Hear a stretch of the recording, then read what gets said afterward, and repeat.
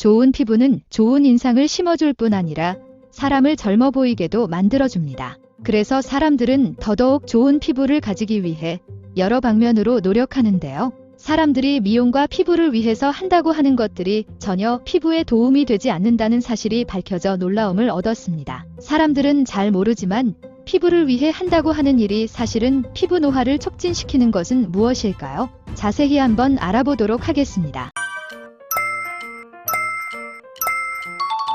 첫 번째는 과당입니다. 몸과 건강을 챙긴다고 요즘 유행하는 것이 하나 있습니다. 바로 과일 주스를 밥 대용으로 먹는 것인데요. 일반적으로 과일에는 비타민이 많이 포함되어 있고 피부 건강에 좋은 성분들이 많다고 알고 계셨을 겁니다. 그래서 피부를 생각하시는 많은 분들이 과일 주스를 밥 대용으로 먹으면서 건강을 챙기곤 했을 텐데요. 사실 이것은 피부를 위한 것이 아니라 오히려 노화를 촉진시킨다고 합니다. 그 이유는 과일 주스에는 많은 과당이 포함되어 있기 때문입니다. 과당이 피부 노화를 촉진한다는 사실은 이미 많은 연구에서 검증된 사실입니다. 이는 과당이 몸속의 콜라겐들과 결합을 하면서 만들어지는 물질 때문인데요. 우리 몸속에는 많은 단백질이 있습니다. 우리 몸속의 피부와 인대, 근육 등은 단백질이 있고 이를 구성하는 물질로 콜라겐이 포함되어 있습니다. 우리가 과당을 섭취하면 그 당이 몸속의 콜라겐과 결합을 하고 이 결과로 최종당화산물이라는 물질이 몸속에서 만들어집니다. 이 최종당화산물이 무엇인지 모르시는 분들이 많은데 단편적으로만 보자면 이는 굉장히 좋지 않은 영향을 끼치는 물질이라는 것입니다. 왜냐하면 이것이 피부 노화를 촉진시키기 때문입니다. 우리가 흔히 당을 줄여야 한다고 이야기하는 이유가 바로 이 물질을 만들어내지 않기 위함인데요. 당에는 여러 종류가 있지만 그중 우리가 대표적으로 잘 알고 있는 당에는 포도당과 과당이 있죠. 그런데 포도당과 과당이 똑같은 수준으로 노화를 일으키지는 않는다는 사실이 알려져 많은 분들이 놀라기도 했습니다. 포도당에 비해서 과당이 무려 7배씩이나 더 심한 노화를 일으킨다는 것이 연구 결과에 의해 밝혀졌습니다. 그런데도 우리는 과당의 위험성을 잘 알지 못하기 때문에 미용을 생각한다고 과일을 갈아 먹는 것이죠. 야채를 갈아 먹는 것은 그나마 조금 낫지만 과일을 매일 갈아 마시는 것은 자제하는 것이 좋습니다. 미용을 생각해서 하는 행동이 오히려 피부를 해칠 수 있기 때문입니다. 실제로 쥐를 통해 피부 노화를 연구하기 위한 실험을 하는 과정에서도 과당을 많이 섭취한 쥐가 피부 노화가 더욱 심하게 된 결과를 보였습니다. 여기서도 포도당에 비해 과당이 무려 7배 더 심한 노화를 일으켰다고 합니다. 우리가 흔히 패스트푸드로 알고 있는 햄버거나 기름에 튀긴 도넛, 당이 엄청나게 들어있는 콜라 등도 물론 몸에 좋지 않은 음식임은 맞습니다. 하지만 이것들은 포도당에 해당되는 당류입니다. 이것이 몸에 좋다는 것은 절대 아니지만 우리는 흔히 건강을 생각한다고 이러한 햄버거, 도넛, 탄산음료를 끊고 과일로 대체하려고 합니다. 그런데 절대로 이는 몸과 피부를 생각한 행동이 아니라는 것입니다. 포도당보다 과당이 훨씬 더 높은 수치로 노화를 일으키기 때문에 차라리 포도당을 적절히 섭취하는 것이 낫다는 것입니다. 과당을 줄이기만 해도 피부 노화가 확실히 늦어지는 효과를 보실 수 있습니다. 우리가 알지 못하는 피부 노화를 촉진시키는 음식 그 첫 번째는 과당이었는데요. 그렇다면 두 번째는 무엇일까요? 바로 유당입니다.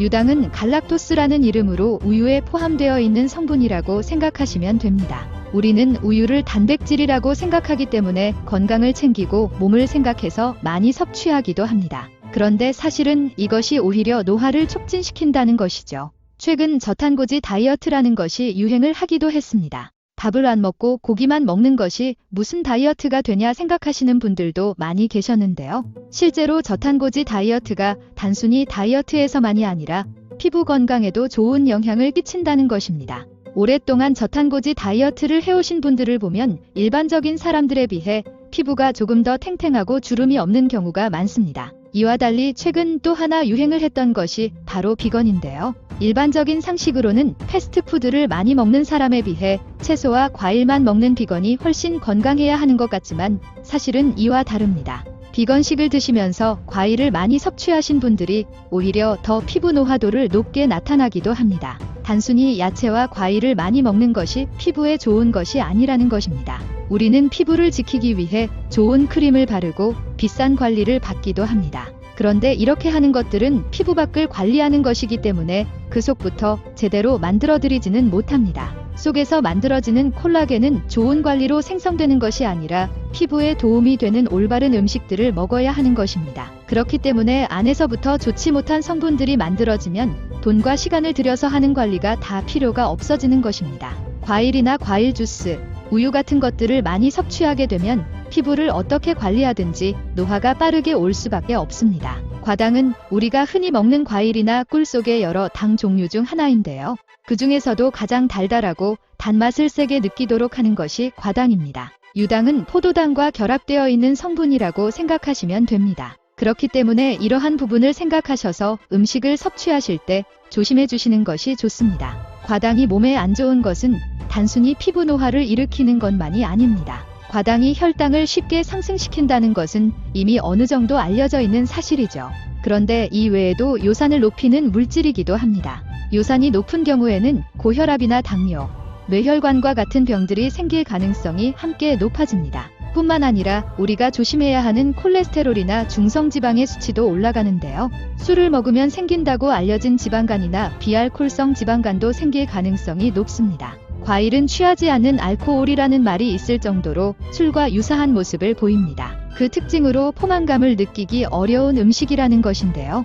다이어트를 위해 과일을 드시는 분께 이러한 부분이 좋지 않은 영향을 끼치기도 합니다. 그러다 보니 인슐린 저항성이 생기면서 동시에 렙틴 호르몬에 대한 저항성도 생기는 것이 특징입니다. 렙틴 호르몬 저항성은 요요 호르몬이라고도 불립니다. 다이어트에 좋지 못한 영향을 나타내는 모든 부분이 과일의 특징입니다. 심지어는 과민성 대장 증후군을 유발하는 물질이 되기도 하는데 그 이유는 과당이 장 속에 나쁜 박테리아가 서식하기 좋은 환경을 만들기 때문입니다. 이러한 많은 부분들로 인해 과당을 멀리하는 것이 가장 좋습니다. 유당의 경우에도 콜라겐, 단백질과 결합하면서 최종 당화산물을 만들고 이로 인해 피부 노화를 촉진시키게 됩니다. 쥐를 통해 유당을 주입하면서 알아낸 실험 결과도 몇 가지가 있는데요. 대표적으로는 피부 자체가 점점 더 얇아지면서 털이 뻣뻣해지고 수분이 빠지는 듯한 증상을 보였습니다. 단순히 털뿐만 아니라 피부의 수분 함유량도 낮아졌고 주름도 더 많이 쉽게 생기는 모습을 볼 수 있었습니다. 항산화 작용도 잘 되지 않아 결과적으로는 면역의 문제로 이어지기까지 했는데요. 이러한 부분들은 이미 모두 논문과 연구 결과로 검증된 것입니다. 피부가 좋아 보이기 위해 노력했던 것들이 사실은 모두 물거품이었다는 사실에 놀라는 분들이 많으신데요. 다이어트에 좋다고 생각했던 과일, 비타민 함유가 높아 피부에도 좋을 거라 생각했던 과일이 사실은 전혀 그렇지 않았다는 것이 놀라운 사실입니다. 차라리 과당보다는 포도당류를 더 섭취하는 것이 피부에 좋은 것이기 때문에 앞으로는 과당, 유당 섭취를 줄이시는 것이 좋습니다. 단순히 피부만을 위해서가 아니라 우리의 몸을 위해서는 이러한 성분들을 줄이고 몸을 더 제대로 생각하는 것이 좋을 것 같습니다. 영상을 재미있게 보셨다면 구독, 좋아요, 알림 설정까지 부탁드려요.